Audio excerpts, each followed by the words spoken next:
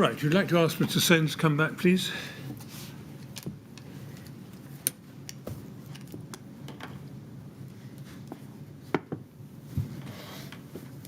All right, Mr. Sounes, ready to carry on? Yes. Good, thank you very much. Yes, Ms. Grange? Yes, thank you. So, Mr. Sounes, just picking up the chronology, in paragraph 200 of your statement, what you say is that over the following weeks, so this is kind of the spring of 2013, Studio E corresponded with CEP in relation to 4 different Remark products. You say that at paragraph 200 for the transcript. Can we just go to the email that you've referred to in that paragraph of your statement? This is SEA 407527.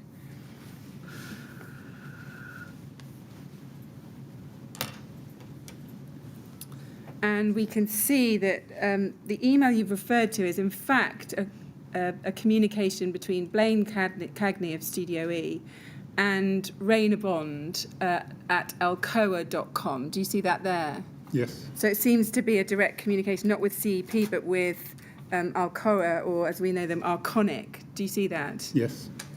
Do you recall any further direct communication or correspondence with Arconic around this time? I don't, and this was just a request for samples. Yeah. By Blaine. Yeah. No, that's right. Can we go then to SEA 407563? And we can see that on the 17th of April, you sent an email to Peter Madison of the TMO, copying in various others on the project. And if we go to the very bottom of that first page, we can see that you've circulated some samples. You say, going beyond the meeting, I think it's worthwhile circulating the samples we've been collecting of alternative cladding options to zinc. Do you see that there? Yes. And then you've set out a number of samples. So we can see you've got coated aluminium composite material, and there's 5 different ACMs there. Do you see that? Yes.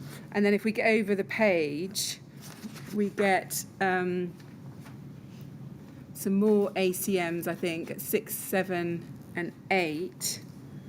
And then you say Marley Equitone cement particle board. Do you see that there? Yes. And just looking back at item 8, you've got something called a Rhine zinc material originally shown to planners. Do you see that there? Yes. Now, by this stage, had you formed a view that aluminium composite material was going to be the best option in terms of cost on this project?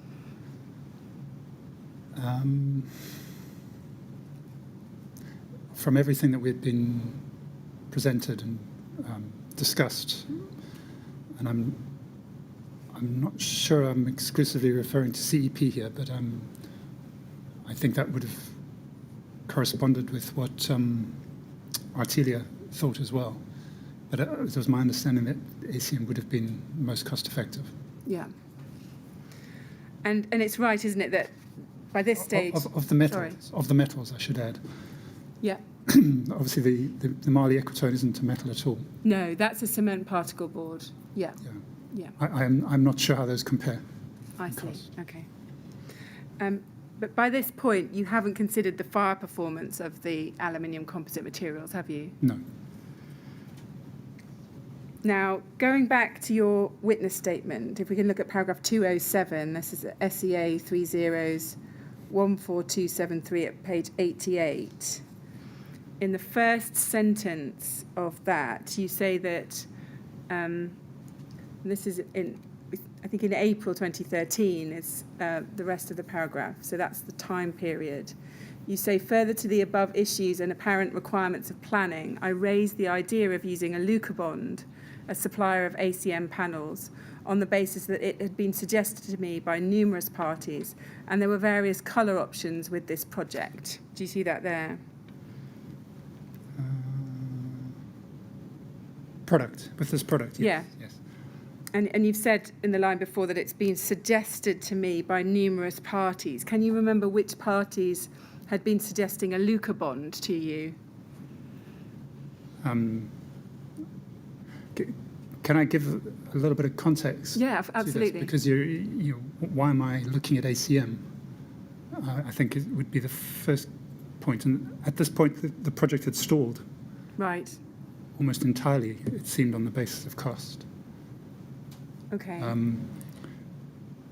I don't want to say we were desperate, but it was not clear that it was going anywhere in Right. terms of the negotiations with Leadbitter. Okay. So why would I be looking at the cheapest options? Well, that's because perhaps that's what the client would need. Yeah. Well, we've already looked at that email that you received about a Yeah. radical rethink. But did anyone know Alucobond? I knew Alucobond from my student days. You say Alucobond had been suggested to me by numerous parties. It was that I was interested in. Which various parties had suggested Alucobond to you? Can you remember?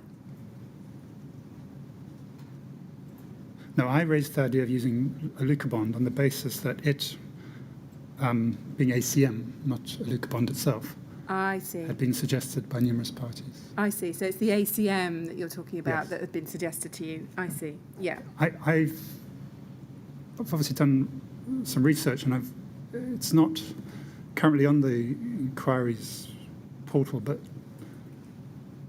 in 2009, Alucobond produced a marketing brochure called From the Pioneer to the Synonym. Right. And I think anyone of my age or older would commonly refer to ACM as Alucobond. I see. Yeah. It It's- was synonymous with that product, was it? That particular As a- brand. I was 19 when I learned about the product, and I believe it's older than I am as a product on the market. Yeah. Can we look then at the Alucobond product brochure? This is at SEA 30014431.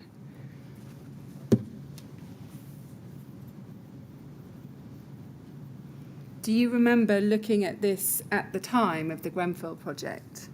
The brochure? Yeah, the Alucobond product brochure. Do you remember looking at No, this at the time? At this stage, I was looking at the samples.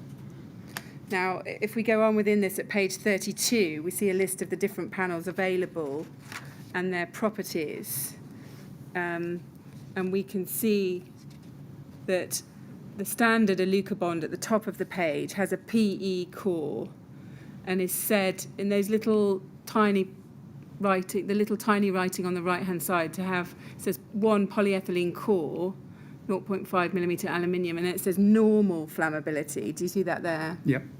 The next down is Alucobond Plus, and that says that it's a mineral-filled core, and in the tiny writing it says it's of low flammability. Do you see that there? Yep. And I think it also says, yes, in the middle of the text on the left, it says, thanks to its mineral-filled core, Alucobond Plus meets the stricter requirements of the fire classifications. Do you see that there now? I do. Yeah. I repeat, I didn't look at this at the time. No, okay, I'm just going to ask you a general question. Then at the bottom of the page, we have the Alucobond A2, and it said there that it's the only non-combustible aluminium composite material used in architecture that fulfills the respective standards worldwide. And it says, thanks to its mineral-filled core, Alucobond A2 meets the strict requirements of the fire regulations and enhances the possibilities for the concept and design of buildings. And on the right-hand side, in the little tiny text, it says incombustible. Do you see that there? Yes. Now, so I appreciate you say you didn't read this product brochure at the time, but did you appreciate that there were these different types of panel in terms of fire performance available at the time? Absolutely not, no. No. So it follows you didn't give any consideration to which of these might be appropriate on the Grenfell project when you were talking about Alucobond? That follows. I can't Yeah. see what application a flammable product has. Yeah. Can we now look at paragraph 209 of your statement? This is at SEA 14273, page 89.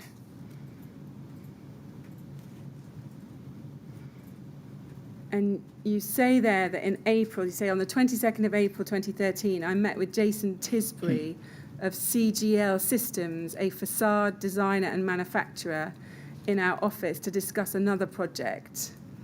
And then you say, following the meeting, Studio E ordered samples of Alucobond spectra and metallic colours and requested further information on cladding pricing and subcontractors. I'd asked Jason Tisbury to provide me with contact details for appropriate subcontractors, which we might approach to discuss the detail of the cladding on the project. Do you see that there? Yeah. Now, you say you'd asked him to provide you with appropriate subcontractors. Did you ask CEP the same question? No. Do you know why you didn't ask them?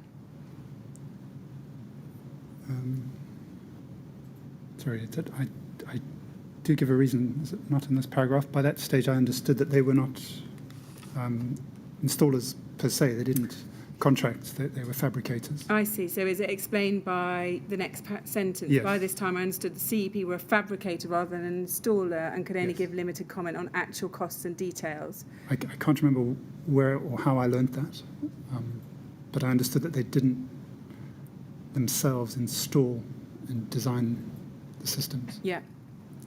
And then you go on and you give the names that were provided to you, and we can see that one of those names was Harley. Do you see that Yes. there?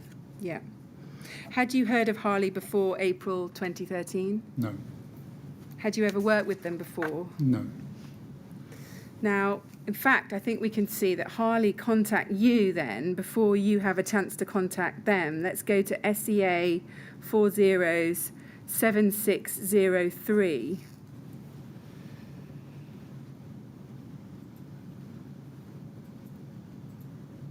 If we can blow that up. So this is Mark Harris of Harley to you on the 25th of April 2013. And he says, Dear Bruce, following up on the contact from Jason at CGL, this is just a quick email to confirm our interest in the proposed overcladding scheme for Grenfell Tower.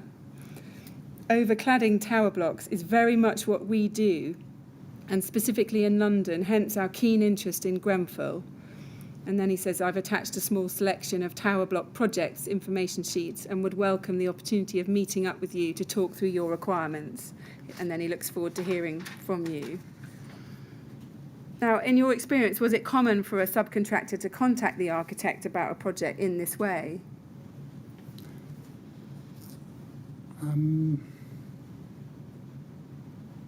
I can't think of many instances where this has happened.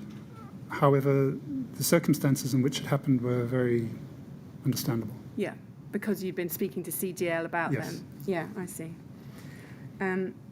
Now, the project examples that Harley provided you with in that email, we can see from looking at those that they all involved ACM. Did you notice that at the time? I don't think I, at the time, paid too much attention to this because the project was, in a sense, on hold. I can't recall exactly if I noted that they were ACM. Yeah. I might have done. We can see there were attachments, Castlemaine, Yeah. Chalcott, Clements. I see. So you didn't notice at the time that... I might have done, but Okay. obviously it doesn't say so. So I don't think I read those sheets. I might have looked at the pictures. And did you follow up with Harley after this email? Much later. Much later. Yeah, 6 months. Did you ever visit any of the sites of Harley previous projects? No. Did you carry out any form of due diligence on Harley as a subcontractor? No. Were you aware of Harley and Ryden's work together on the Chalcott's estate in Camden? I think I would have only been aware at the tender phase by the end of once the tender returns came back. So later in Yes, the project? I don't think I connected them at this point. Were you aware that there'd been a fire on the Chalcott estate project in 2012 involving the cladding? No. Can we now go to SEA 407722? And this is a draft revised brief as at June 2013 that your provided with by Appleyards for the Grenfell Tower project. Now, if we look down the first page, to the heading Primary Project Driver. Yes, can you see there, Yes. under that heading, we have the primary driver for the project is value for money in accordance with Appleyard's statute report addendum issued on the 24th of May. Do you see that there? Yes. Now, by this stage, it's right, isn't it, that you knew that ACM was likely to be a cheaper option than the original zinc options you'd been considering? Yes. But was zinc still your preferred cladding option? It was, and I believed we were steered towards that by the planners as well. Yeah. Was that a solid zinc panel or a zinc composite panel that was your preferred cladding option at this point? Can you remember? I think at this point we were unclear how we would achieve it still.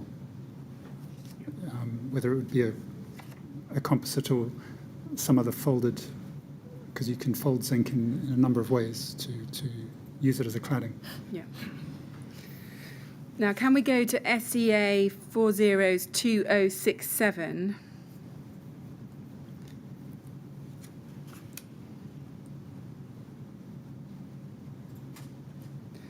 Now, I think it's right, correct me if I'm wrong, that this is a proposed cladding materials project brief that Studio E prepared for Councillor Fielding Mellon in July 2013. Is that right?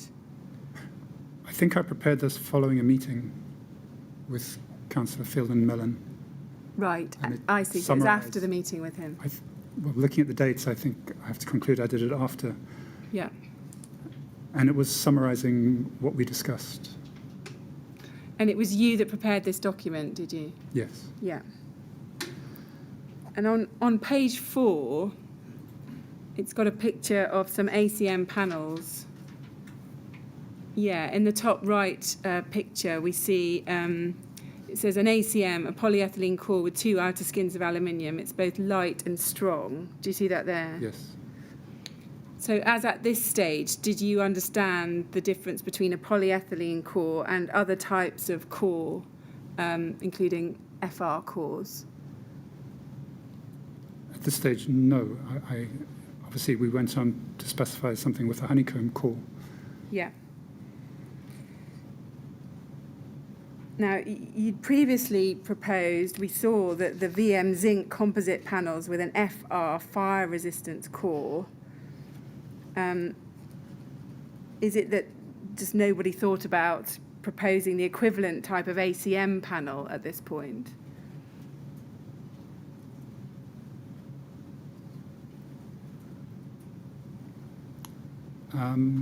This was a discussion on finishes and appearance, I see. not on Yeah. I mean, there's nothing here.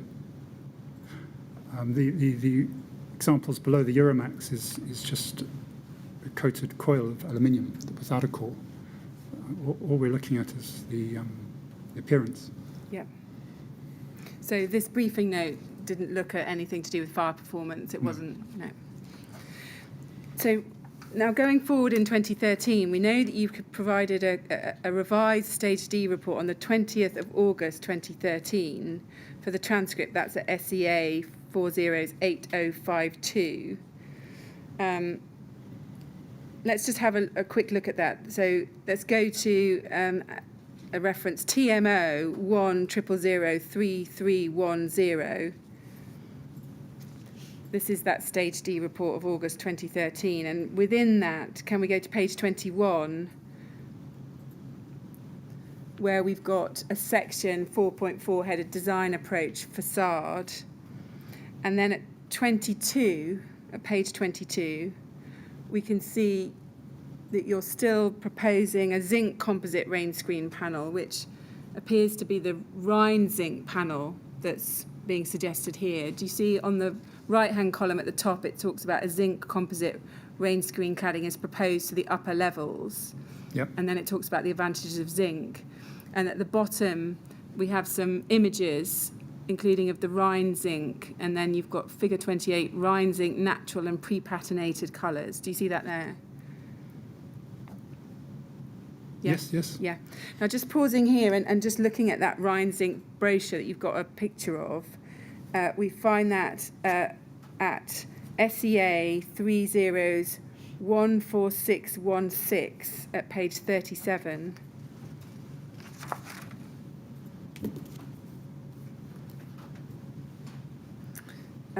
So this is the Ryden Zinc, or some Ryden Zinc information that you appeared to have at the time. And can we go on to page 41?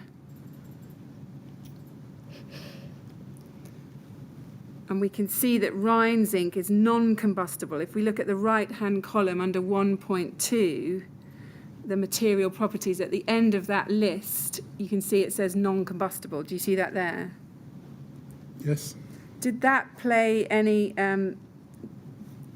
or did that factor into your decision to select that panel at that time to put in the Stage D report, that it was non-combustible? No. No. Was it appearance that had largely led to it being in the Stage D report? The preference for zinc was, yes, its appearance, but it's also its enduring appearance, its longevity as a material. Yeah. Now, going back to the Stage D report, if we can go back to that TMO 100003310 at page 26,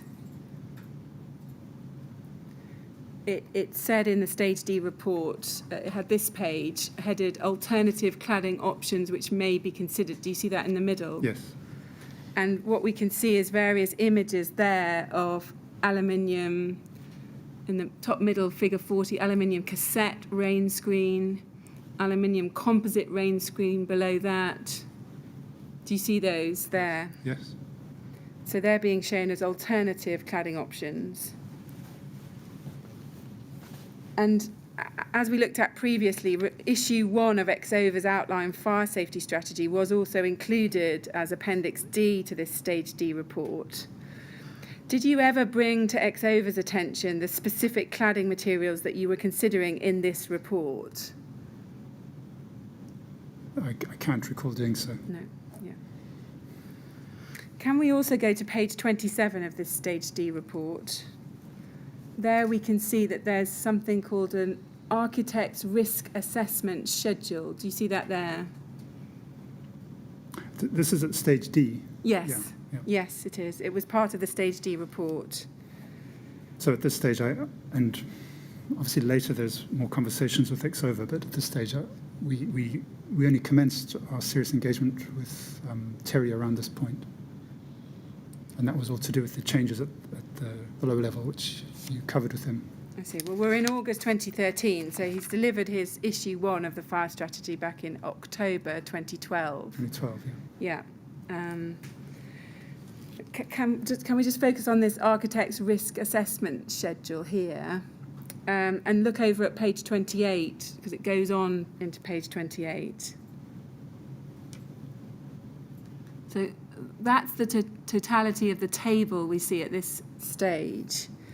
Would you agree that this is a fairly general list with little project-specific risks identified, very little project-specific risks identified?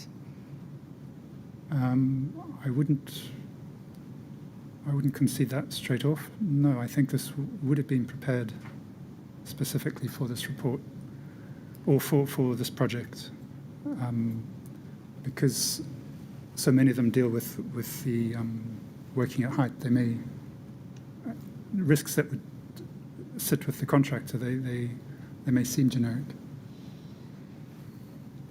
Can we look? I think back. Can we go back one page to the start of it? Yeah. So the very first line under general, it says 00A fire risks during work. Do you see that there? Yeah. And then you've got some risk factors, but then you haven't got any information there in the right-hand columns. Do you see that? Yes.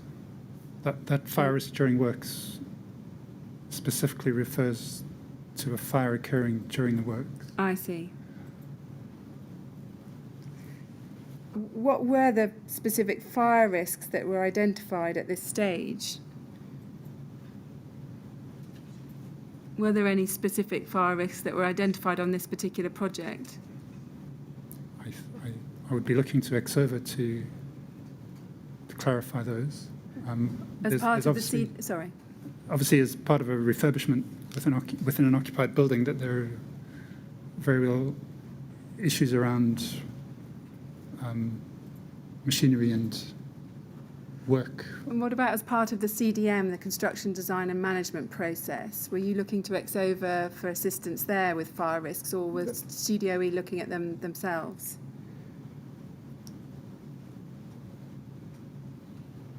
The CDM obviously relates to design. This is our CDM risk schedule, risk assessment. We have flagged up the obvious that during the works there is a risk of fire occurring as part of the works. As a more general comment on all of these headings, these seem to be very generic headings, and the only project-specific item we can see is, if you go over the page again at page 28, item 14A,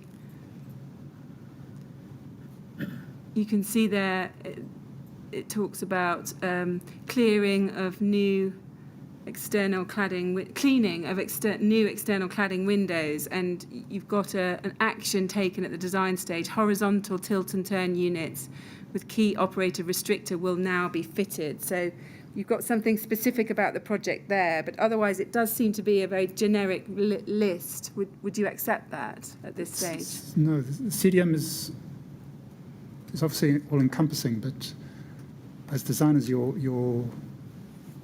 CDM is encouraging you to think of the risk to the operatives during the work, and thereafter the maintenance. That was my understanding of the focus of the CDM. Did you understand it could be more broad than that? No, and look at absolutely, the risk to anybody in that building? Yes, of course, absolutely. But that goes, in a sense, without saying, my understanding of the introduction of the CDM was focused on health and safety on site, specifically construction and especially maintenance, so that you didn't design yourself or a future maintenance operative a problem. Yeah. Okay. Yeah. Can you recall whether Artelia had any role as CDM coordinator in the preparation of this schedule or this bit of the report? Designers would all prepare risk assessments on their own, and the CDM coordinator would coordinate them, receive them. And I think the CDM coordinator did include a section in this report. Right. Did Artelia ever ask you for a more detailed design risk assessment, including in respect of the overcladding? No.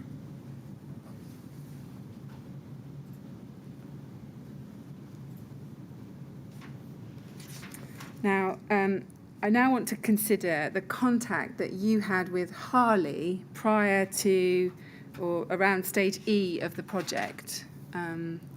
So by this stage, we know that Studio E was in contact with Harley. We've seen some of that. Let's look at some further correspondence. If we can go to SEA 408375.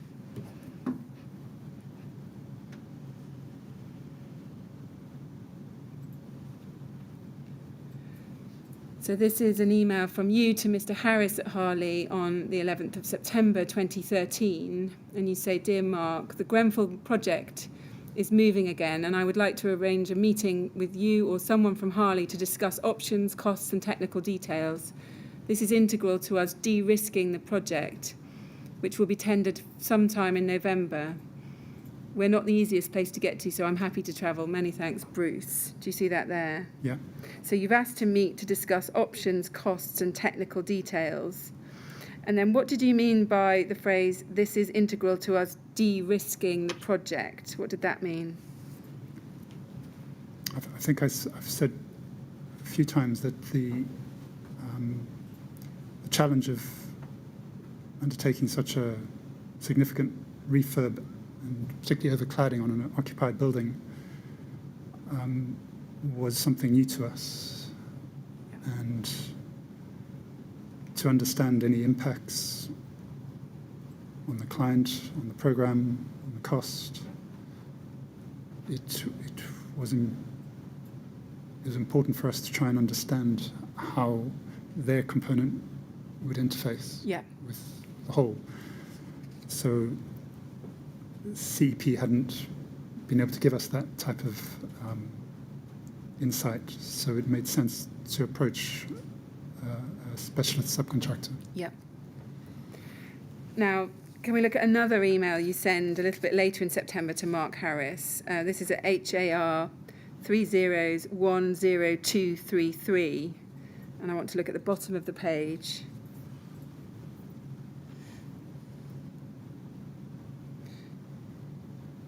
Is there an email at the bottom of that? Yes, that is the bottom of the page, sorry. So this is an email from you to Mark Harris, 25th September. Sorry for the delay in getting back to you. Can we meet halfway in Tower Bridge or Victoria first thing on Friday, a coffee shop perhaps? It would be fine for you to meet Thomas alone, but I would prefer to be there. With 2 projects at critical junctions, my weeks are being rapidly consumed by meetings, etc. And then you say, we have a full set of ERs to prepare for end of October. Is that employers' requirements? Yes. Yeah. So you wanted Harley's input into the specification prior to preparing the employer's requirements. Is that correct? I think I'm referring to a different project. I see. Which project was that? Well, the ERs for Grenfell were prepared end of November, beginning of December. Right. And I haven't checked, but that is likely to refer to the Heston Leisure Centre that I was working on. I see. And you were seeking Harley's assistance in relation to that leisure centre as well? No. It was that project which initially got me in touch with Jason Tisbury from CGL. Right. Which in turn led me on to Harley. No, Harley had no input on the other project. I'm just referring to the fact that I'm focusing on a deadline on another project. Oh, I see. So that's just to explain that your weeks are becoming rapidly consumed, was it? By meetings, yes. Yeah, okay. Did it occur to you that Harley might ultimately end up in the supply chain for this project in terms of being the cladding subcontractor?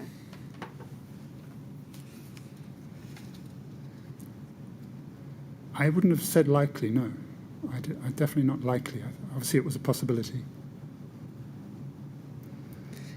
Your phrase de-risking, might that have also been a reference to needing to produce a very clear and tightly framed specification so that the eventual contractor had less discretion to provide what it wanted and you had control over the spec for the cladding?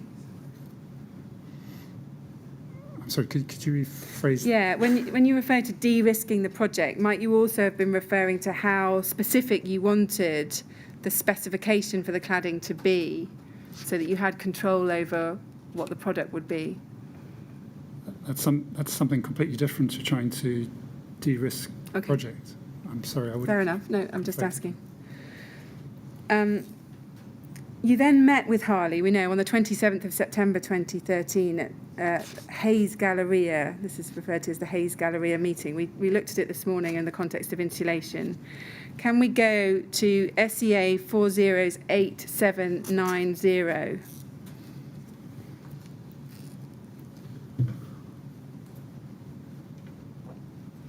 And what you've done in this email, it's from you to Philip Booth, Peter Madison, the TMO, Philip Booth, Artelia, Claire Williams, the TMO, and then someone from Max Ford and Matt Smith as well. Is what you've done is you've given a summary of the meeting you've had with Harley after, which you've sent to these parties. And you say, we met with Harley Curtain Wall this morning to discuss the project. They are very keen and have been tracking the project for some time. They are specialists in this type of project. They pointed to Ferrier Point as being a very similar to Grenfell, although it's triple glazed and super insulated. We had forwarded them sample details and the elevation measure beforehand. And then you say this at the first subparagraph. Their back of a fag packet budget based on the areas is around 3 million, of which would include 250k for the mast climbers and zinc rain screen cassettes. This equates to 18% over our Stage D budget of 2.3 million, assuming access costs fall under preliminaries. Do you see that there? Yes. So there you can see their very rough estimate for installing the zinc rain screen cassettes, they say in the middle. Do you see that there? Yes. And is that the estimated cost of installing the whole facade, as you understood it? Yes. I guess it's open to interpretation what that meant, but Yeah. yes. Okay. And then at point 2, if we can read that, their recurring experience is that budgets force clients to adopt the cheapest cladding option, aluminium composite material, ACM, face fixed. We have offered to forward a more detailed takeoff so they can provide a more accurate budget. A zinc composite panel is also available, which is cheaper to install than a cassette. Do you see that there? Yes. So at that meeting with Harley, had you gained the impression that they had a preference for using ACM? No, that explicit preference came later. I don't think that was communicated at this meeting. It was an opportunity for me to ask questions to understand how they go about what they do. I see, but they had told you that their recurring experience was that budgets force clients to adopt the cheapest cladding option. Yes. But they didn't wouldn't- they didn't express any preference from their point of view about whether ACM. Not this. Well, obviously, Mark Harris's email subsequently states that, but I don't recall that at this meeting. I see. Yeah. Did the fact that it was the cheapest material ever cause you at this stage to question whether it sacrificed performance in the interest of price? Well, in my opinion, it did, because the coating on the ACM is 40 micron. It doesn't last forever, and it's subject to scuffing and scratches. So your appearance is not comparable to zinc, in my opinion. And its durability not comparable. It's aesthetic durability. I think the panel itself is aluminium, Yeah. which is not going to corrode, but its appearance will degrade. Did you think about its fire performance and whether it might be sacrificing fire performance in the interest of price? No, I don't. Now, you say in paragraph 207 of your statement that CEP once said something similar about budgets forcing clients to adopt the cheapest cladding options. Can you recall who said that to you from CEP and when that was said? I only met Jeff Blades from CEP, and it would have been right at the very beginning of the project. Either a conversation in person or it probably was in person. But So you have a clear recollection of that being said by Mr. Blades, do you? it's in my statement. I believe I did. I'm sorry. I think so. Yes. Now you say at the end of this email, if we look at the very last sentence at the bottom of this page, you say you've also approached Panel Tech, who are preparing budget costs. And you've described in your witness statement your interaction with Panel Tech at paragraph 268 of your statement. And you say there that you don't recall if they ever provided you with any costs. Is it fair to say that the only input on costs that you ever had was from Harley?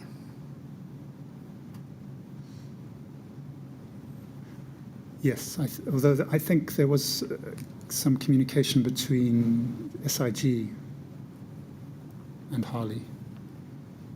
Between SIG and Harley? Yes, Yeah. at this point. Okay. Yeah, we may come to that in a moment. Can we go now to SEA 408809? Just, Sorry. if I can point out, we're not the quantity surveyors.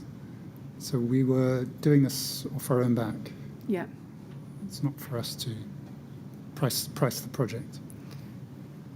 We were just helping, assisting as far as possible to get a as precise a cost in Yeah. advance of a tender. Because you knew your client was having issues about the budget, Yes. and there was a suggestion that the cladding was an area where you needed to find savings, yes? And it was a risk item, as I saw it. Yeah. It's a difficult thing to put a rate against because of the complexity involved. Okay. So can we go then to SEA 408809? And we can see from this email that you inform Harley on the same day, this is the 27th of September 2013, to Mark Harris, copying in Ray Bailey of Harley and Thomas Reck within Studio E. You say, "Dear Mark, Ray, thank you very much for the conversation this morning. It was very useful, and I'm especially grateful you could come into London. We will follow up early next week with the quantity takeoff from our model. I've communicated your back of a fag packet figure to the QS, and it is over budget, which is to be expected, but some firmer budgets will help focus everyone's minds." Do you see that there? Yeah. And then you say, "We're looking seriously at Ned Zink's composite panel. The small sample we have in the office looks like Alucobond, but is apparently zinc." Do you see that there? Yes. And then if we can go on to SEA 408985.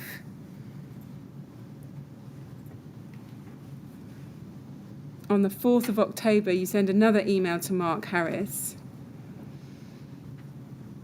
And in the third paragraph, you say this: "The client's response to your budget was, 'What about aluminium? We haven't had samples or costs back from Ned Zinc, but this could be ideal if it eliminates the need for fabricated trays and is true zinc.'" And then you've got a link to the Ned Zinc, and we see that it's a Ned Zinc Nova composite panel from the title. And then you say, "We're looking at alley planks trays to the lower 4 floors." And you ask, would it be possible to come back with budget costs? Or what would the material cost uplift be for a Nova composite versus a metallic faux zinc Reynabond panel? Do you see all that? Yeah. So you're suggesting there in that first paragraph I read that the Ned Zinc composite panel could be ideal, you're saying. So is it right that your strong preference at this stage was still for zinc, but it would appear to be a zinc composite panel you're referring to there? I think I'm, again, expressing a preference for true zinc. I see. So the Ned Zinc Nova composite, was your understanding that that was a I haven't revisited wholly this. zinc panel? I can't remember what that panel was. It might have had aluminium on one side and zinc on the other. Okay. I can't. Yeah. And you've asked Harley in that last paragraph to come back with budget costs. Or what would the material cost uplift be for a Nova composite versus a metallic faux zinc Reynabond panel? So were you actually asking for a quotation for the Ned Zinc Nova panel? Is that what you were looking for from Harley? Not a quotation, just an indication of a budget. Yeah, okay. So budget costs Yeah. for that.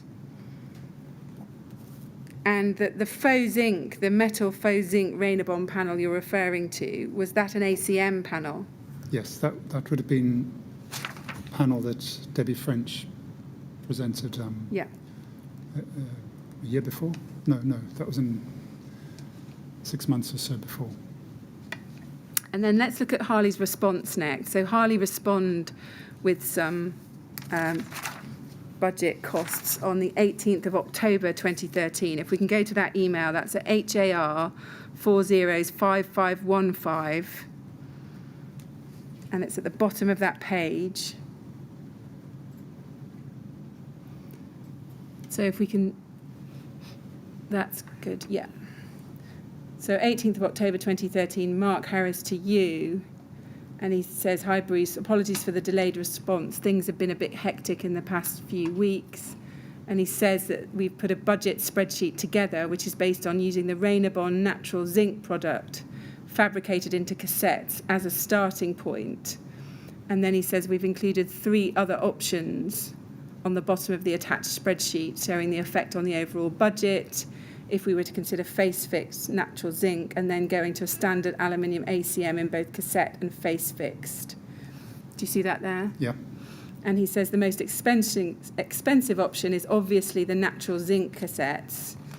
And then he says if standard ACM was to be considered in a zinc colour face-fixed, the saving could potentially be over 500,000.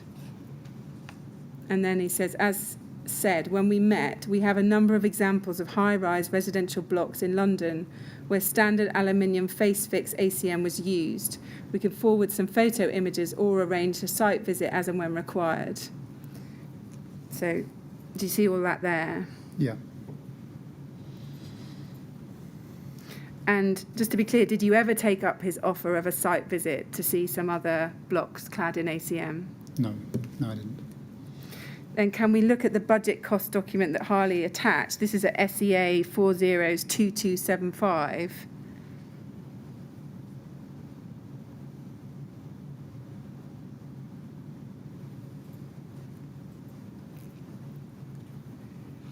And we can see on page 1 here that they've provided costs for the Reynabond zinc cassette rain screen cladding. Do you see that there?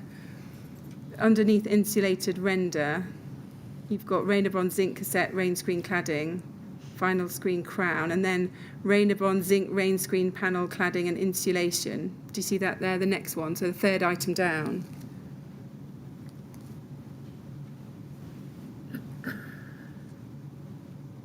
Third one down, yes? Yeah, Reynabond zinc, rain screen, spandrel cladding and insulation.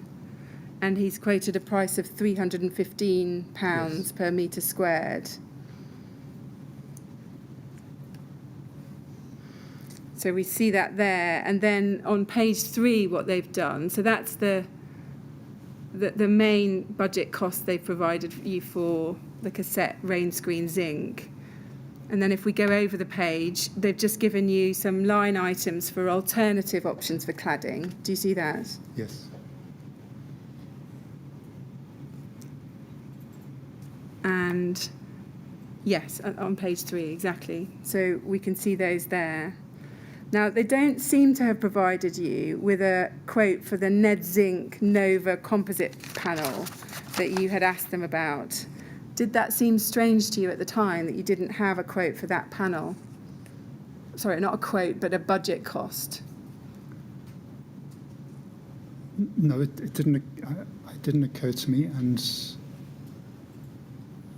not subsequently either. And I can't remember exactly where that investigation went with the Nova product. No. I think it moved towards the KME, which is what we eventually specified. Yeah. Now, just going back to page 1 and just looking through the budget, we noted that they've quoted you there a rate of £315. And I put to you that was per square metre. Is that correct? Is that how you understood it? How I understood it, yes. Yeah. And we also see the same price lower down for the Reynabond zinc column casings and insulation. You can see 4 lines up from the bottom, the same figure of 315 appears under the rate. Do you see that there? Yes. And then as we saw on page 3, you just got the global figures for the 3 different types of Reynabond ACM panels. Now, if we can go to page 2 of the quote, we can see at the end of it, it's got paragraph 5 exclusions. Do you see that at the bottom of the page? Yeah. And if you look 4 lines up from the bottom, it says no allowance for fire-rated products. Do you see that there? Yes. Now, you've said in your statement that you don't recall whether you noticed this at the time. And does that remain your evidence that you can't remember whether you noted that at the time? Yes. I would have passed this on almost immediately to Appleyards, because that was its primary purpose. So you didn't scrutinise in detail these exclusions? No, because this was really just for the sake of budgeting. Yeah, I understand. Had you noticed it, would you have queried it with Harley?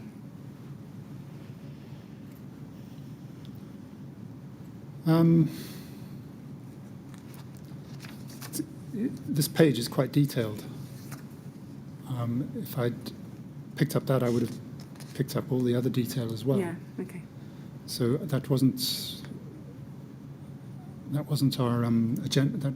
That wasn't what we were looking to do at this point.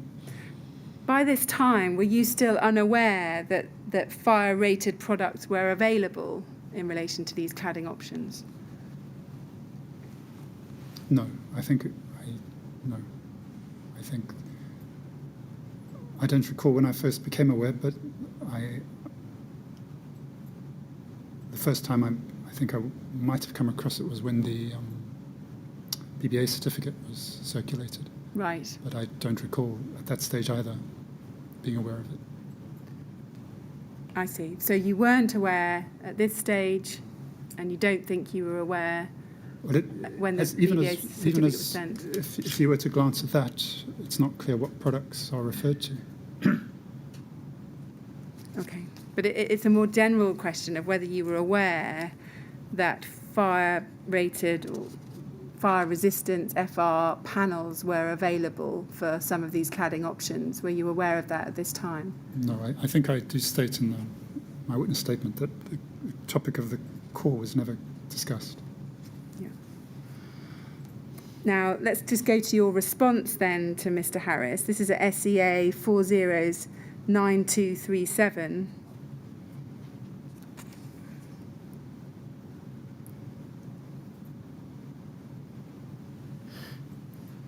So this is on the 18th of October, back to Mark Harris. And you say in the first line, thank you for the spreadsheet, very useful indeed. And then you say this, the Reynabond natural zinc is VM zinc quartz, which we discussed. I don't think it's an option. Do you see that there? Yeah.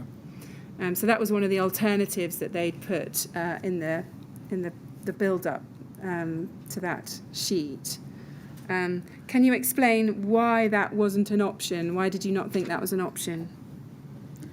It was aesthetic. Was it that it was too dark? Is that right? Yeah. In appearance? Yes. We had, even as it was almost a year before that, been given a steer that the building needed lifting, and a dark product wouldn't do that.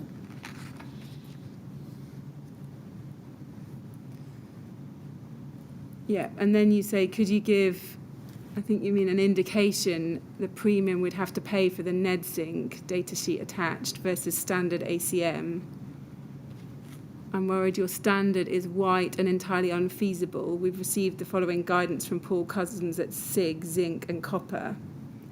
And then you set out the guidance you've had from SIG in that email. Is that correct? Yeah. And you've got a Proteus HR Ned Zinc panel, 130 to 180 metres per squared. Ned Zinc Nova composite, 90 to 150. Ned Zinc interlocking panel. So you were asking again about the Ned Zinc panels, aren't you, in this email? Yes. And you say there then a face fix solution would be acceptable. So I hope we would be at the low end, £90 per metre squared. Do you see that there? Yes. Now, just picking it up at this stage, can we look at paragraph 277 of your witness statement? This is at SEA 14273, 115 to 116. And I want to read just the end of,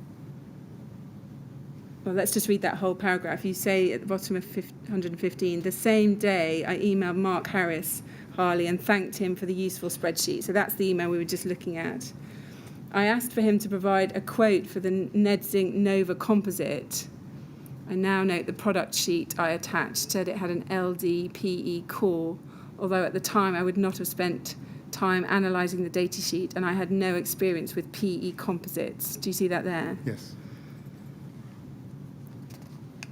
Now, what did you understand the LDPE core to be referring to?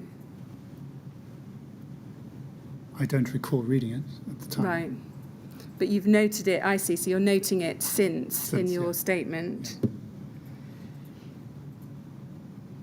Now, you say there that you wouldn't have spent any time analysing the data sheet because you had no experience with PE composites. Well, I had no experience. Yeah. In composites.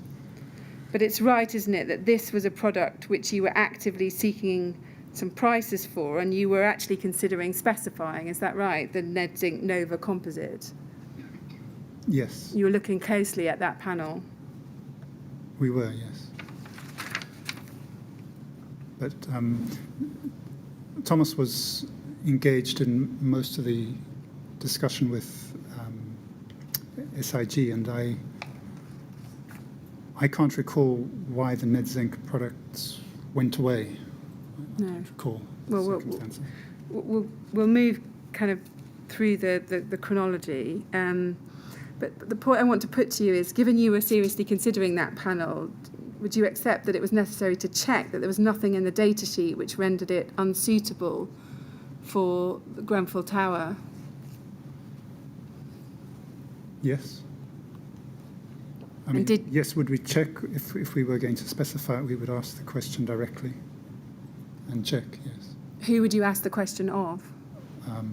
The supplier, I see. So you would ask them, is this suitable to be used yes, on our project? yes. And you would expect, them to be able to give a view on compliance with the building regulations? I would expect them to have a view on it, yes. I see. But you wouldn't expect to do your own research on that panel at this stage and its compliance?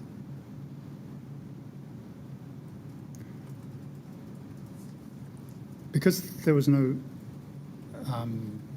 knowledge of the hazard, it would not, whereas if it was a timber product, you would think of it. But I had no knowledge of any hazard with ACM. As I said, I'd been aware of it for my entire career. I'd never heard of it presenting a hazard. And I'd seen it used all over. Now, we know, and we saw it a little bit earlier, that around this time you were also seeking quotes from the company called SIG, S-I-G. They're a supplier rather than an installer, is that correct? Yes. Yeah. Can we just look at what you say about that at paragraph 282 of your statement? This is SEA 14273 at page 117. In the second sentence, what you've done there is summarise the rates that SIG gave you for the Proteus HR panel, the Ned Zinc Nova composite, and the Ned Zinc interlocking panel. We saw that earlier. And can we actually now look at the quote from SIG? This is at SEA 409019. And it's at the bottom of page 1 and into page 2.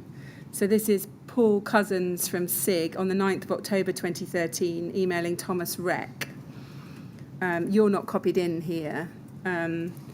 And he says, "Hi Thomas, with reference to the above mentioned project, I've spoken to KME." Who were KME?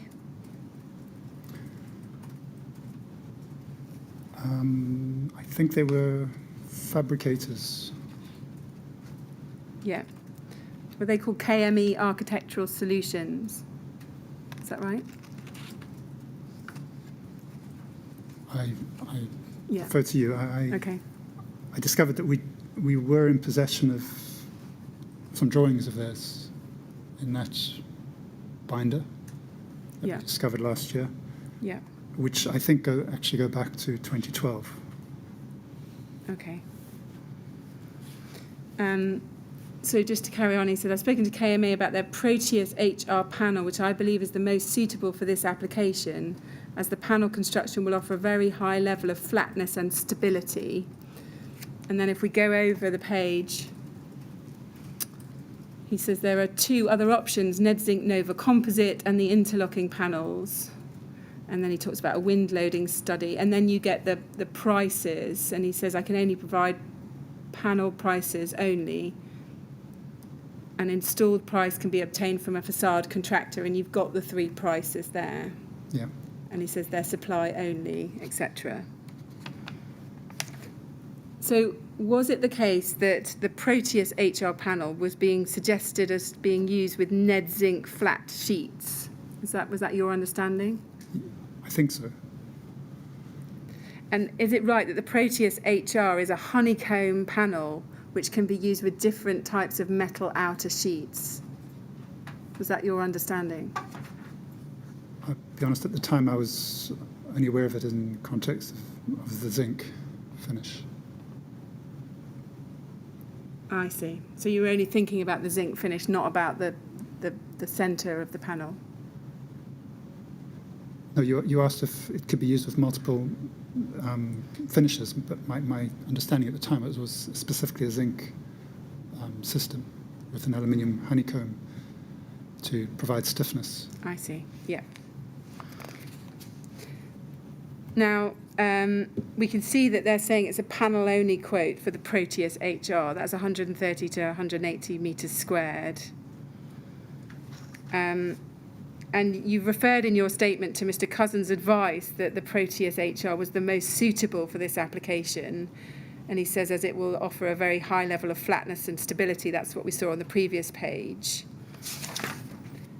Did this advice and the cost that they were giving you give you confidence that zinc would be achievable within the budget the TMO had given you?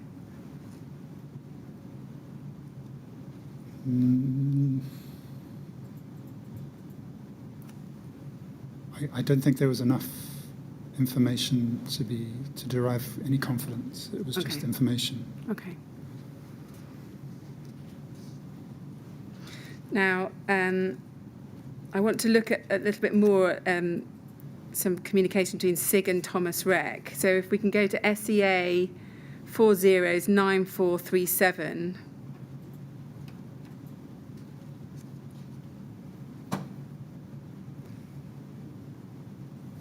And he's seeking quotes, Thomas Reck seeking quotes from SIG for zinc panels. And if we go to the bottom of the email chain on page 2,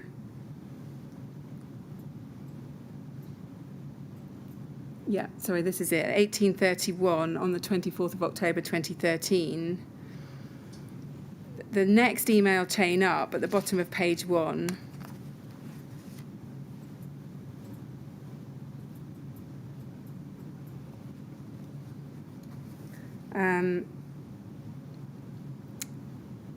this is Thomas Reck to Simon Walker. Afternoon, Simon. With regards to the new rain screen cladding, we are liaising with Mark Harris from Harley, who are envelope installers. You can find his details below. Do you see that there? Yeah. And I think in the next email up, no, actually, sorry, can we go to the back to the top of page 2?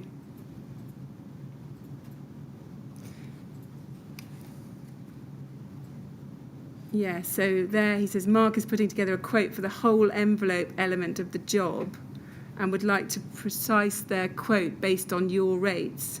So when ready to send your quote across to us, can you please address it to Mark as well? Is that Mark from Harley? Mark Harris? I believe so. So you seem to be saying to SIG, can they work with Harley? Sorry, Thomas Reck seems to be saying to SIG, can they work with Harley on a quote for the whole of the envelope element of the job? Yes. Yes. And then at the very top of page 1, SIG confirm that they say Matthew Irving of KME Architectural Solutions has made contact with Mark and will provide budgets to Harley next week. Do you see that? Yes.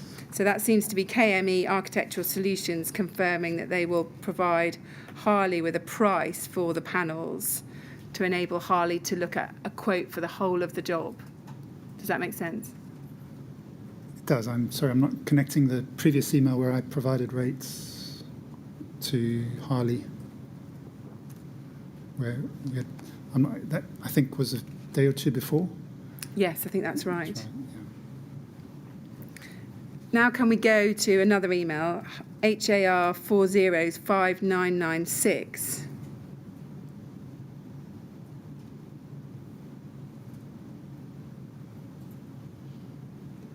This is another email of the 25th of October 2013.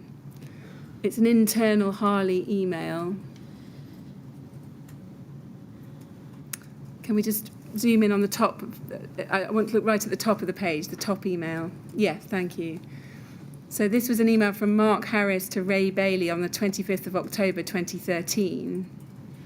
And with reference to the exchanges that we were just talking about, he says to Ray Bailey, for your information, FYI, and then he said, looks like our old mates at Studio E are now referring all manufacturers to us on Grenfell.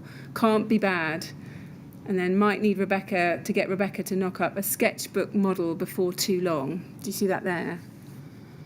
Now, I'm not suggesting you saw this at the time, but they're referring to you there as their old mates, Studio E. Can you explain, do you know why they might have been referring to you as old mates?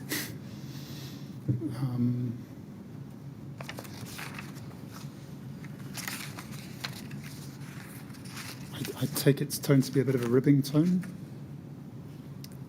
It's a bit ribbing. He's I mean, he seems to be pleased that Studio E are referring manufacturers to them. So, but the old mates, I mean, I think you've made clear you'd never worked with Harley before on another project. No, I don't believe anyone in the team had either. Okay. Mr. Chairman, that might be a good moment for a break. Yes. Well, we're going to have another break now, Mr. Sounes. We have to have these breaks every now and then. We'll resume. We better have a reasonable amount of time, had you, at this stage? No, I think it's fine. I mean, kind of, if we start at maybe 25 past. I was going to say, is that okay? 20, Yeah. long enough, yes. That would be great. We'll resume at 25 past 3. So if you go to the usher, please, and remember not to talk to anyone about your evidence. Yes? Thank you very much.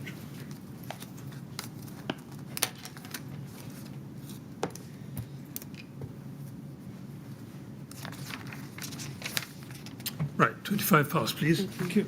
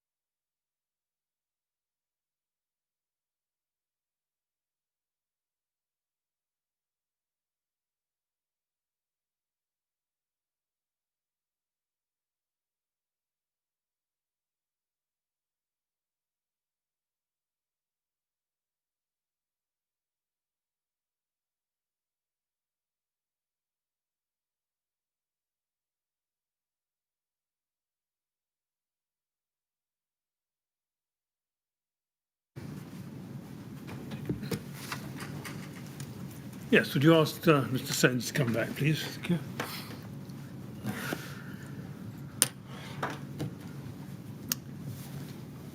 All right, happy to carry on, Mr. Sounes? Yes. Very good, yes, yes. Yes, thank you. So we were at the end of October 2013, and I now want to look at some emails exchanged in November 13. So if we go to SEA 409736.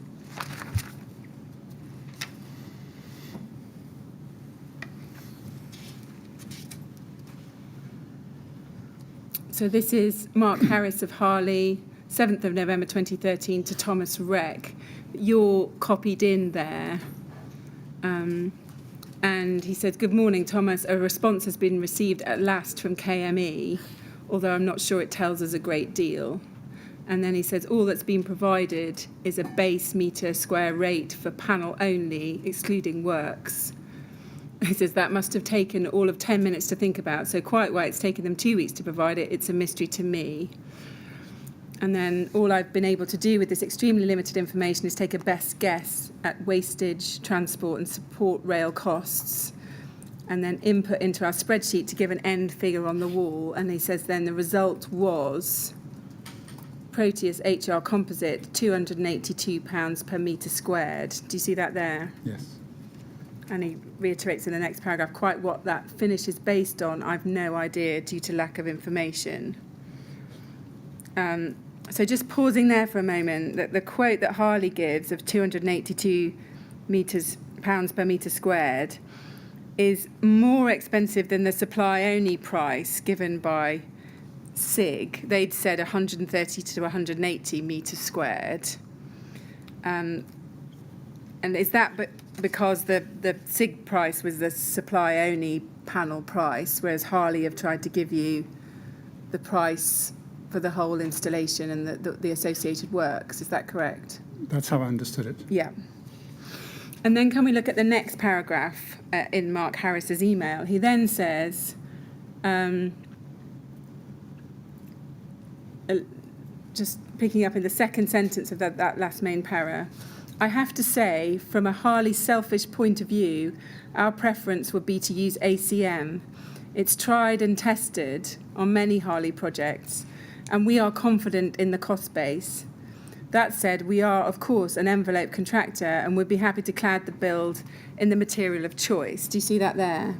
Yes. So at this point, did you understand Harley to be expressing a strong preference for ACM?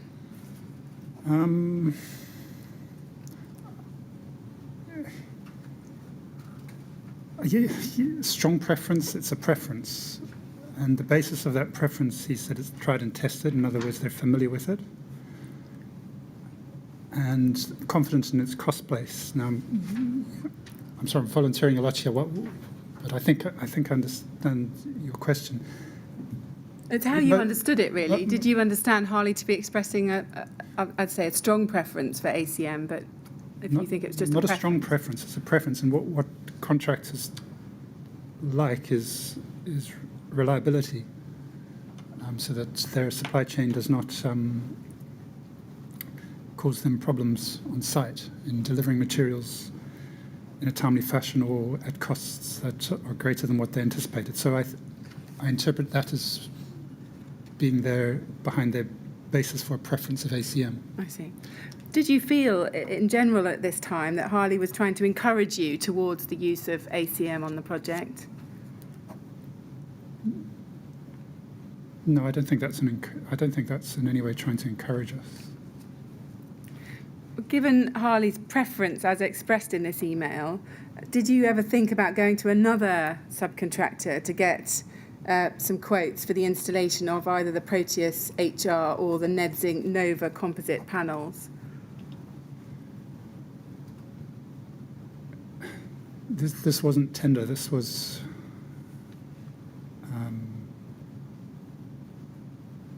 just research for the sake of establishing. It started out researching the viability, and its subsequent correspondence has focused a lot on cost, but that wasn't why we started out. I see. So no, it didn't occur to try and duplicate that exercise with yet another subcontractor. Okay.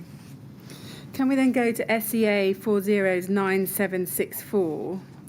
This is an email from you to Harley of the 7th of November.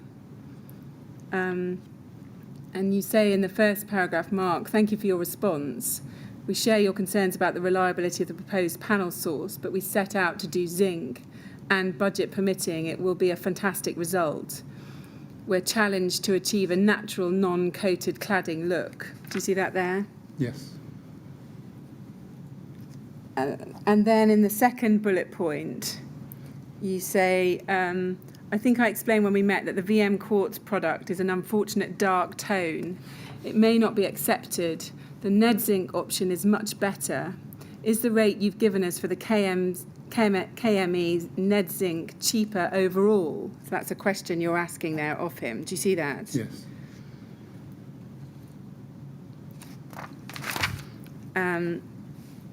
And then in the third bullet, you say this: the client is going to want to include options in the tender for ACM. The standard finish is unfortunate, plastic, Croydon, planner. And then you say, we have some matte, satin and high gloss samples in the office. Please could you indicate appropriate rates for your spreadsheet for different finishes? And then you say Rainabond, and you're assuming Duragloss 5000, and you ask for some different finishes. And you also refer there to the Alucobond, Spectra and Sakura 917 range at the end of that email. Do you see that there? Yes. Now, Mark Harris then responds to you on the 21st of November 2013. If we can go to that, that's SEA 409997.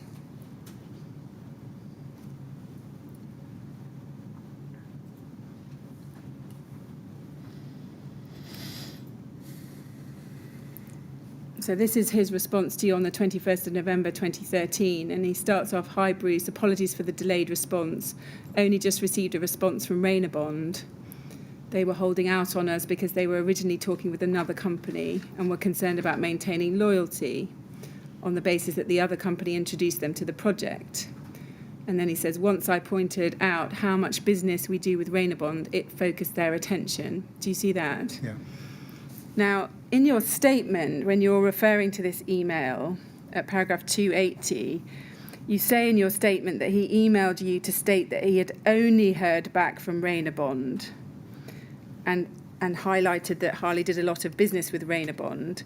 In fact, would you agree with me that what he says in the first lines of his email is that he's only just received a response from Rainabond? Yes. So he's not saying he's only heard from Rainabond, just that he's only just received a response from them. Do you see that? Yes. Now, was it your impression that he decided not to obtain quotes from other manufacturers? Because he goes on to talk about the Rainabond, and he gives you various quotes for ACM, standard and cassettes towards the end. He says it adds more or less the same amount to the standard rate. I think at this point I understood they were roughly equivalent. Yes. But what he doesn't do in this email, correct me if I'm wrong, is he doesn't give you a quote for the Ned Zinc, the Proteus HR panel, does he? No. Or the Ned Zinc composite, which you looked at earlier. He doesn't give you any quotes for those, does he? No. Despite you having asked for that in your earlier email. This is dated 21st of November, which I think is getting very close to our deadline. Yeah. And as helpful as it appeared to us this exchange was, we weren't relying on it. I see. Okay. So you weren't concerned that you didn't have a quote for the preferred panel, despite asking more than once for that quote? No, because we weren't negotiating with Harley. They were just providing this input to assist. The tender would be the proper context for discussing actual quotes. Yeah.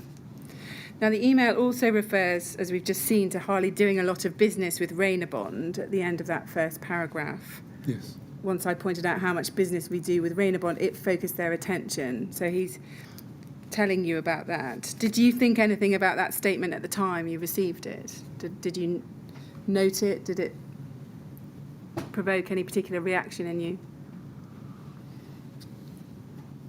again, I think you're asking if it indicated anything untoward, and I don't think it does. No. Okay. There's reference in the third paragraph to PPC aluminium cassette cladding.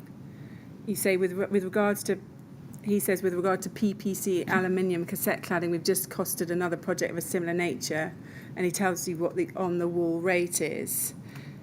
Do you know what the PCC aluminium cassette cladding refers to? Do you know what that is? Polyester powder coated. Polyester powder coated? Yeah. Yeah, okay. So in other words, not an ACM. Now, I'm not sure what he's referring to there, I'll be honest. right. I don't recall. And he gives an on-the-wall rate for that of £235 per square metre, including insulation, including rail insulation, fixing, etc. Now, that was substantially cheaper than the rate for the Remark zinc that Harley had quoted in their budget spreadsheet of £315 per metre squared. Yes. And he then gives figures for the ACM standard rate, both face fixed and cassette, at the end of £187.50 metres per squared, and then for the cassettes £232.50 per metre squared at the end of the email. Do you see that? Yes. Now let's go to your reply. This is a SEA 3 zeros, 1, then 4 zeros.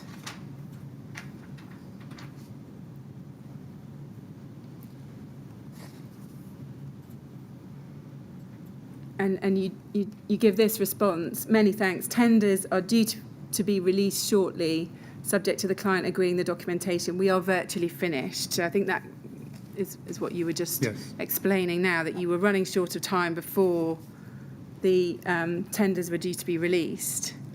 Had you decided to include the Remark ACM as an option in the tender documentation before Mark Harris gave you those prices on the 21st of November? Can you recall?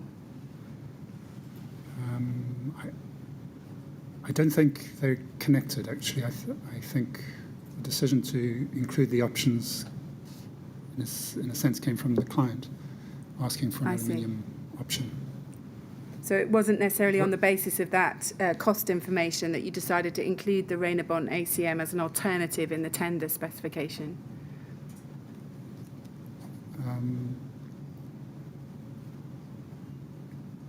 I don't think it's on the basis of the cost information that I used those products and those finishes in the tender specification, no. Okay, yeah. And just to be clear, at this stage, you hadn't carried out any investigations, had you, into whether the Remark ACM would comply with the building regulations and approved document B? No. Can you just help me with this? The drafting of the tender specification was done by Studio E, was it? Yes. And you had been putting at the front of your proposals the zinc cladding. Did the client actually come to you and say, please put the ACM in as an alternative? Or do you recall how it happened? There was an email. ACM to a layperson doesn't mean anything. I think there is an email from Peter Madison asking for aluminium as an option. Well, right. So I think at this point they were used interchangeably. Yeah, but your recollection is that the request to include an alternative form of cladding came from the TMO. There is an email to that effect. Yeah. Okay, thanks. And I had picked it up. I mean, there is. Was that one of the emails we went to earlier where they said, what about aluminium? The client fed back. No, it's another one. Okay, we'll have a look for that. Yeah, so that was my next question. So you've decided to include ACM in the specification, and you're saying that's because the TMO wanted it in the specification? Well, they didn't specifically want ACM in the specification. They wanted a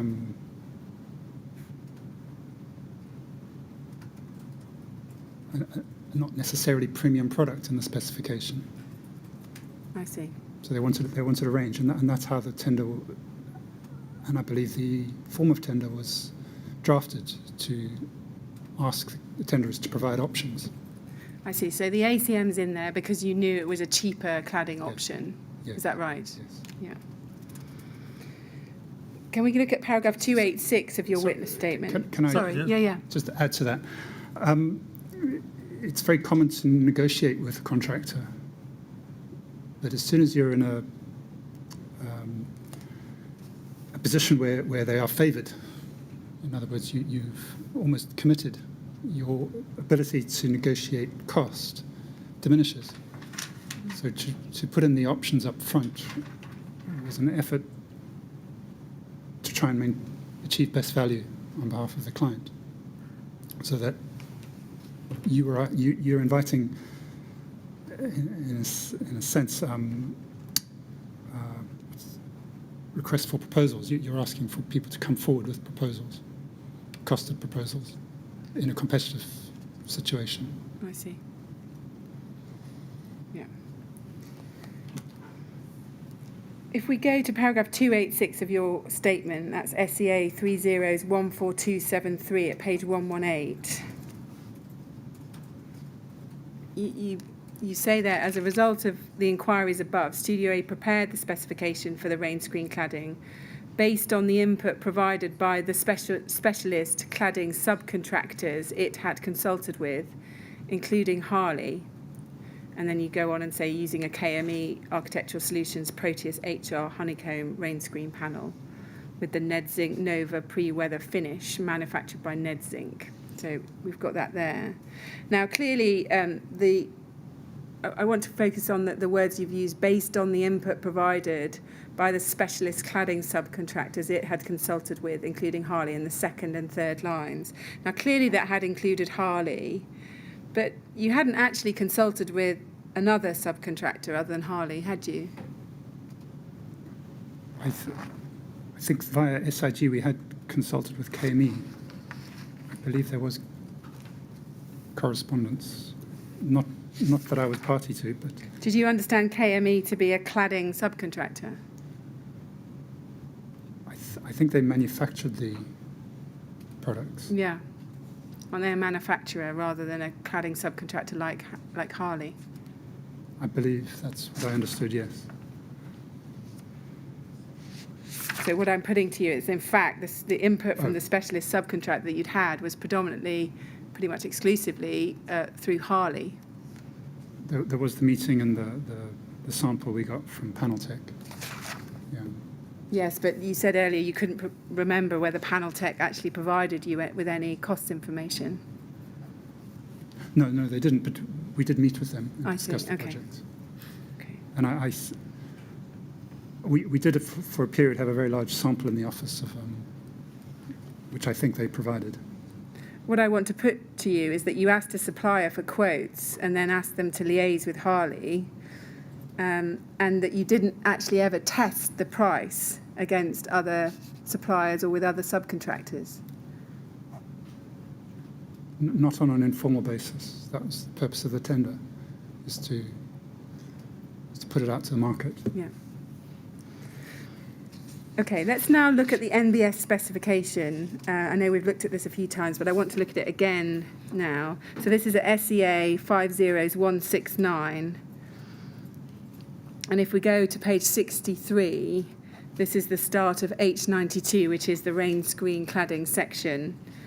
And if we look at page 65 at item 120, and we zoom in at the top of that page, we can see that the main cladding panel here that's in this specification is the Proteus HR honeycomb rain screen panel manufactured by KME Architectural Solutions. Do you see that there? Yes. So the manufacturer KME Architectural Solutions, that's just about a third of the way down that first part. And then we can see there's a product reference where it says in capitals Proteus HR honeycomb rain screen panel. Do you see that there? Yes. Now, and you also say in the specification here that the zinc sheets manufacturer was to be Nedzinc. Is that right? Do you see that Yes, there? I believe this was prepared by Thomas. I wasn't entirely clear of the background to this, or whether they were all somehow connected. I see. Can we go to a product presentation for the Proteus panel that we've got? This is a SIG 50248, sorry. SIG 50248.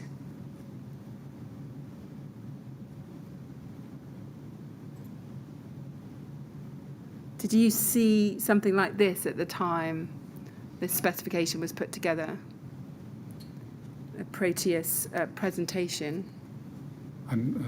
This is not immediately familiar, no. Okay. But maybe. On page 2, we see that the product is described as an aluminium honeycomb structurally bonded between two thin gauges of metal. Do you see that there? Yes. And we can see there's a nice diagram of it on the right. And it produces a lightweight and flat composite panel. And then if we go to page 9, where the brochure sets out the fire classifications for the panel,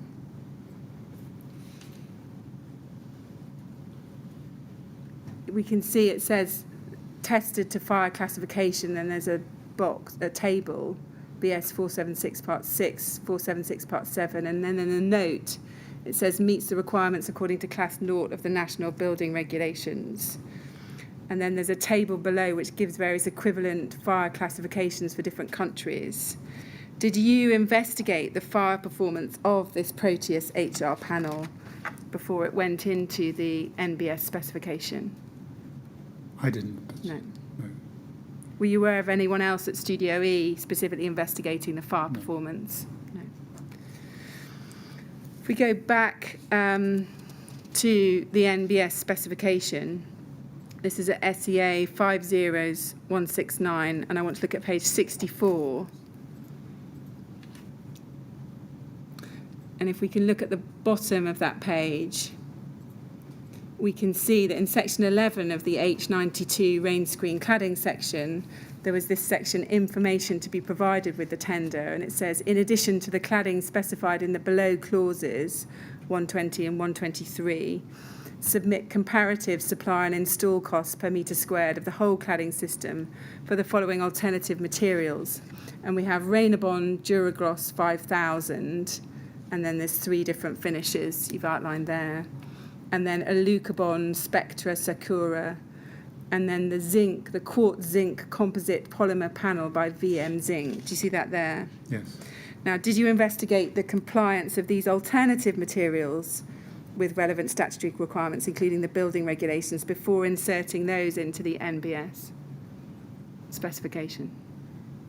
I don't think these are complete specifications. They're finishes. The Duragloss refers to the coating. Right. So are you not asking here for alternative costings for Rainabond ACM panels from their Duragloss 5000 range? Isn't that a completely different type of panel to the Yes. Proteus HR? Yes, but no, we didn't seek to check, as we've discussed before, compliance with each item. No. No. Now, the NBS specification doesn't state any particular fire rating for the cladding panels, does it? The MBS? Yeah. No. I don't think it typically does. Do you know whether any thought went into whether a fire rating of the panels ought to be specified in the NBS? I don't recall it being discussed between Thomas and I. So we've been through a number of products. Sorry. Or for that matter, prior to Thomas's involvement, because his was quite brief with Adrian Jess in the months before. You don't recall that being dealt with Mr. Jess? No. We've been through a number of product brochures and seen that for some of these products they had different cores available. But it's right, isn't it, that you didn't stipulate in the NBS specification which core you were expecting the contractor to price, did you? No. We can see that for some other parts of the NBS specification that you did sometimes specify a fire rating. Can I just take you to an example? For the birch window reveals, if we look at page 249 within this document,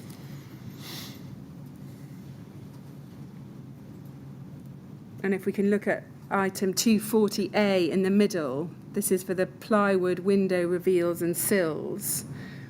We can see in the 5th bullet down, it says fire rating class 1 using UK testing methods, or class C using the European testing methods. Do you see that? Yes. And we don't need to go to it, but also for the fire resistance of cavity barriers, there are fire resistance requirements specified as well in the NBS. Can you explain why you've identified fire resistance requirements for these products, but not any particular fire rating or classification for the rain screen panels or the insulation? Well, this is timber. The plywood reveals are timber, which presents an obvious risk, and one which obviously we were aware of and addressed. The cavity barriers,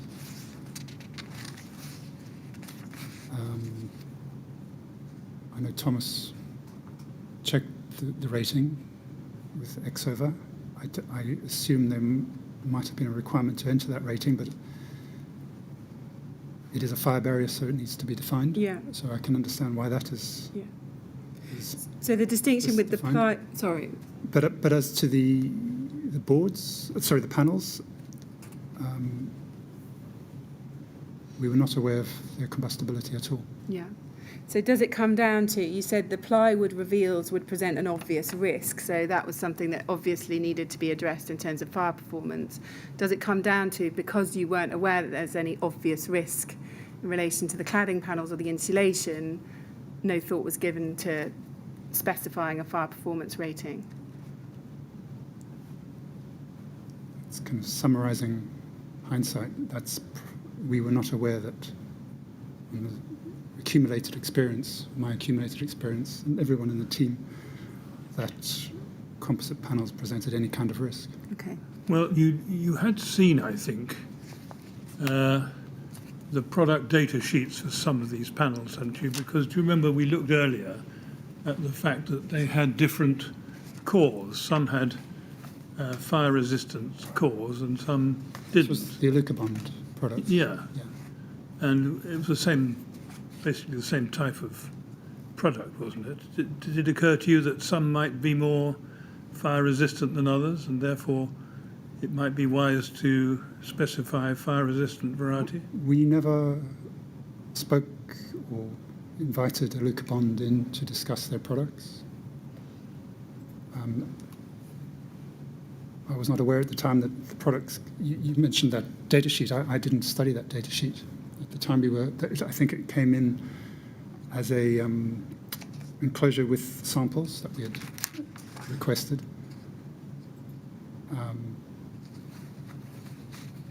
Until the night of the fire, I had no knowledge that the products came in different varieties of core. Right. Thank you. Okay, thank you. Can we just go back within the rain screen section to look at the little note that's on page 64 of the spec?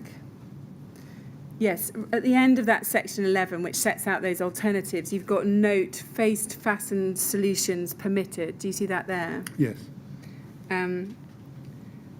There's been some suggestion, I think indeed in Studio E's appendix to its opening, that Studio E specified face-fixed panels. Is that because of the reference to this note? Yes. Would you agree, that looking at the wording now, that it's only saying face-fastened solutions are permitted? It's not saying that those are the only ones permitted? No. That any reading of this would just be making clear that you can propose face-fixed solutions? Face-fixed solutions are invariably cheaper. Yeah, I see. So it's making clear that those cheaper face-fixed solutions are permissible? Yes. Yeah, that's helpful. And then at the top of page 64, there's a similar or equal provision.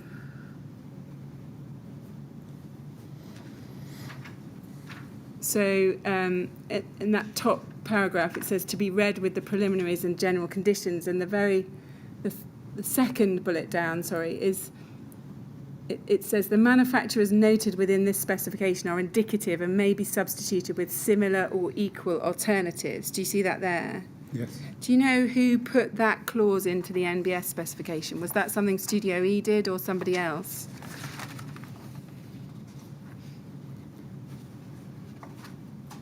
I would have to check. I think it is something that we might have done typically. Right, yeah. I'm not sure if it is a standard MBS clause. I'm not sure. And there are some other changes that were made to the preliminaries and the general conditions to mirror that similar or equal alternatives. So did you have any involvement in that? I may have done, as I say, that was the intention to allow for similar or equal yes. Alternative products. Yes. Yeah. Just back to the alternatives you give at the bottom of this page. Can you just explain why did the VM zinc quartz zinc appear as one of the alternatives? Given, I think you told us earlier, and we saw it in the documents, that you told Mr. Harris that it was too dark in appearance, and you wanted a lighter finish. Can you explain why that pops back into the spec at this point? Because it's a completely different type of product, being a composite zinc panel, whereas the other are aluminium. I mean, that is how I would justify it now. It's just to get another option. Yeah. Now, Mr. Chairman, if you'll let me, I would like to just carry on a little bit past 4 o'clock, given we lost some time with a technical problem this morning, just so I can get to a more logical place in my notes to stop, and also just to keep making progress, because how much longer we do you need to think finish you would need? This witness tomorrow. I'd like to go to 10 past 4, if that's okay. Yes, all right. Yeah. Well, Mr. Sounes, are you happy to carry on a little longer than usual? Yes. Right. Well, I'm going to say to Miss Grange that she can pass 4 o'clock, but that we're going to stop at 4:15 in any event. Is that all right? Yes. Yes. All right, Miss Grange? Yes, thank you. Now, just thinking forward now to Ryden's tender that comes in after this, was Studio E involved in the TMO's procurement of the design and build contractor for the Grenfell project? Sorry. Were you involved at all in the procurement process for the design and build contractor? We prepared the architectural requirements. Yeah. Yes. Did you have any other involvement other than that? Yes, we attended the bidders day on site. Yeah. Walked around, answered questions. We responded to tender queries. Yeah. A fair number of them, and I scored the quality sections in the 3 tenders that were received. Okay, great. And you read Ryden's tender submission during that process, didn't you? Yes. Can we look at an email on that? This is SEA 30010576. This is an internal email.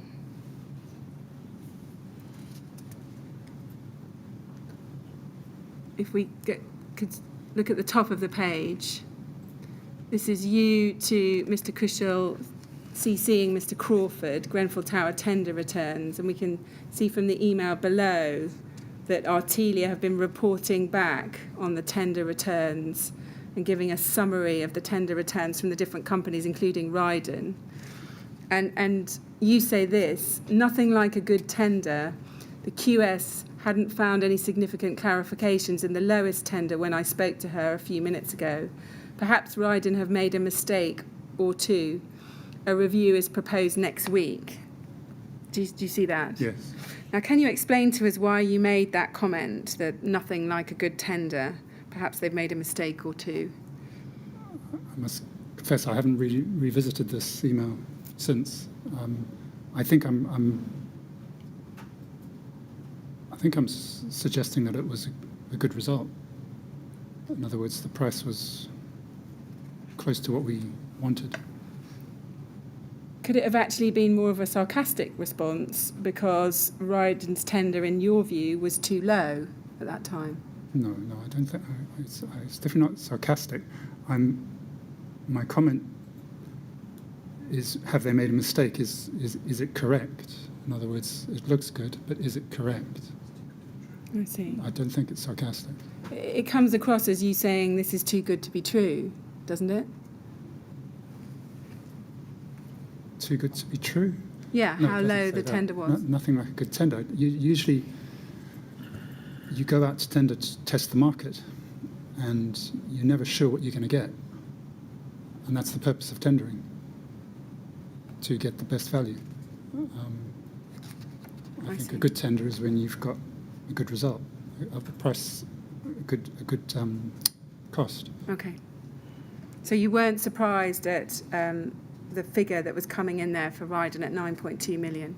I'm not sure I was necessarily even commenting on the level that Ryden came in. I was commenting on the range. I see. The range between Durkan, Mullally and Ryden. It clearly reveals that Ryden are much more keen. Okay. And therefore the tender process is working. And then can we go to SEA 30/10586? This is an email from you to Artelia of the 19th of February 2014. And you say in the first paragraph that you were concentrating on Ryden's tender because the others are so far behind. Do you see that there? Yes. And did you mean that Ryden's was by far the cheapest bid, the lowest bid? Yes. Now, we know that there was quite a big difference in the savings being suggested between Ryden and Durkan for the ACM. Can we just look at that? This is in a Artelia tender report, which appears at TMO 100200925. And I want to look at page 14.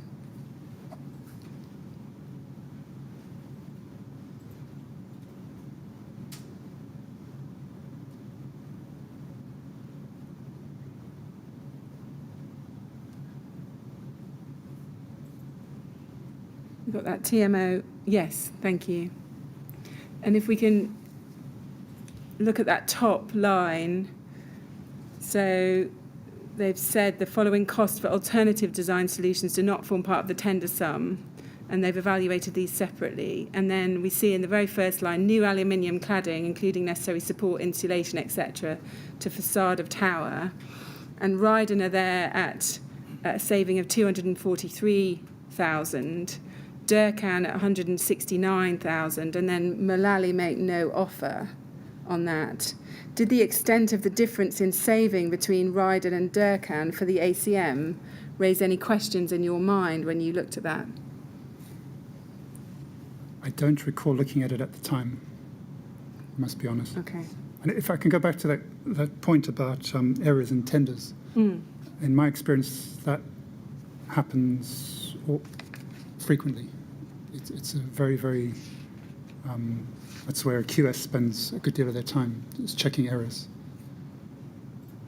So whether you're sure if the tender sum is very contingent on being able to check that there are no errors in the build-up. Yeah. Do you know, looking at this, why Mullally didn't make an offer for any savings in relation to the ACM? No, I don't recall. Now, Ryden come on board, and in April 2014, we know that you're informed that Ryden was proposing to use a face-fixed aluminium composite material cladding system. For the transcript, you've addressed this at paragraph 373 of your witness statement. And you've also referred to the planning discharge proposals from Ryden at paragraph 55.1 of your statement. Can we go to that? These are the planning discharge proposals.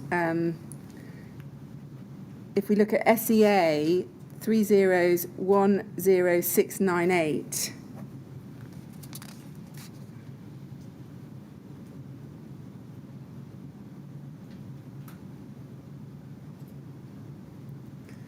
yes, so we can see an email here from Philip Booth of Artelia to the planners, Mark Watterson, Simon Lawrence, etc., Ryden, and then you're CC'd into this. It's dated the 1st of April 2014. And we can see that Philip Booth says, I've just left an introduction meeting with Ryden, the selected contractor for Grenfell. We discussed planning permission and discharge of conditions and would like your opinion on the following. And he says, 1, Ryden are proposing a face-fixed aluminium cladding system in colours to mirror those submitted for planning. And then he asks a question. And then he also says, 2, it is proposed to remove the crown to the top of the building. As for maintenance reasons, it would be prudent to enable abseil access if ever required in the future. Do you see those? Yes. And if we could go then to paragraph 376 of your witness statement, SEA 30144273 at page 153, you say, with reference to these conversations, that Studio E's input was principally providing input from an architectural perspective. And I just want to ask you about what you mean by that architectural perspective. I'm sorry, I'm not connecting this email and this paragraph. Are they connected? We had understood them to be, that you were explaining that around this time your input was principally providing input from an architectural perspective. Is that how you understood your involvement once Ryden start to propose solutions for the cladding? We're referring to the change in Studio E's role as being novated, but obviously not yet, to the successful contractor. Did you consider your role to be limited at this time?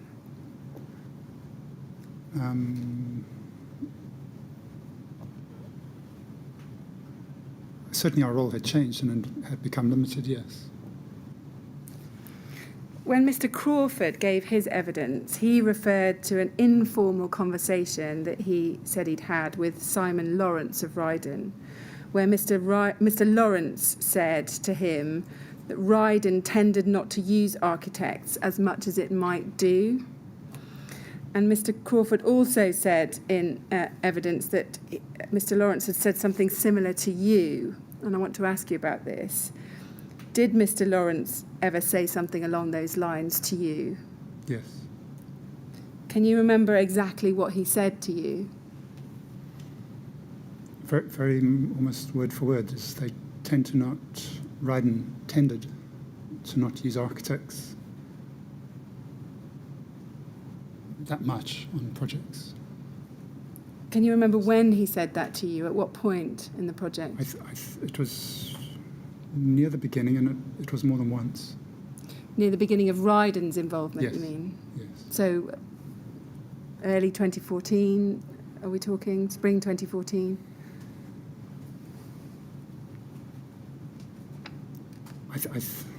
Yeah, but between spring and summer, I think we would have had a conversation, or two or more conversations to that effect.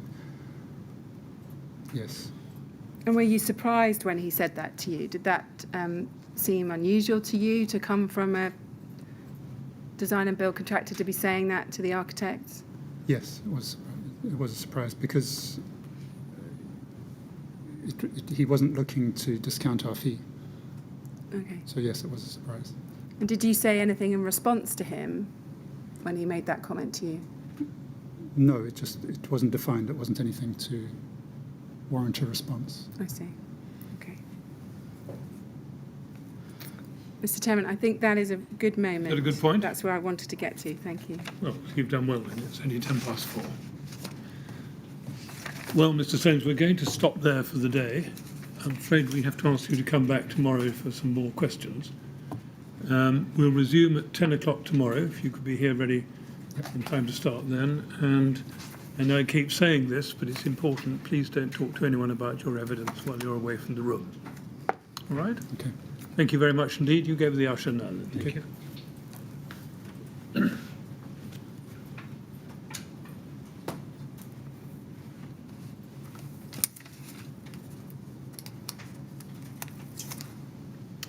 Right, Ms. Grange, well, Thank that's that for the day. We Yes. resume with Mr. Sounes at 10 Yes, o'clock and we should tomorrow. finish him. I mean, we'll finish ACM first thing in the morning, and then we've got a number of separate topics, all smaller topics to deal with before he'll finish. So I think he will go most of the day. Well, the important thing is to finish him tomorrow. It is, If yeah. all possible. Absolutely. Yes, good. Right, thank you very much. 10 o'clock tomorrow, please. Okay.